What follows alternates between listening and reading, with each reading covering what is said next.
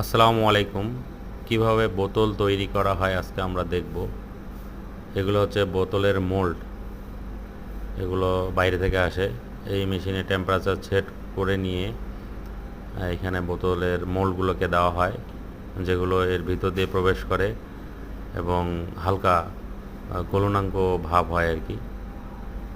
এখান থেকে প্রবেশ করে এই দিক দিয়ে, আর এই যেভাবে ঘুরে ঘুরে তারপরে এই দিক দিয়ে বের হয়।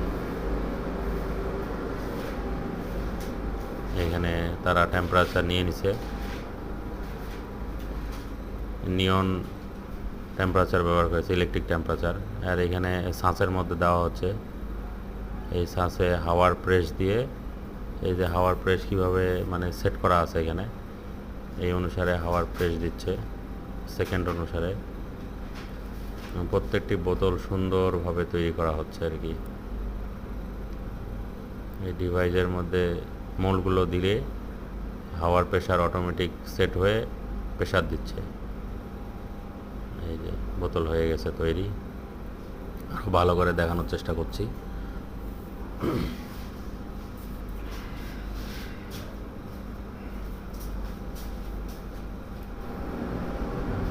প্রেস পিছনেও এখানে মূলত নিউমেটিক সিলিন্ডার ব্যবহার করা হয়েছে, হাওয়ার প্রেশারের মাধ্যমে কাজ করতেছে আর কি। অটোমেটিক নিয়ন্ত্রণে কাজ করতেছে। এই যে দেখেন বোতল, খুব সুন্দর বোতল তৈরি হয়েছে। বোতলের ফিনিশিং অনেক সুন্দর হয়েছে, আউটলুকিং।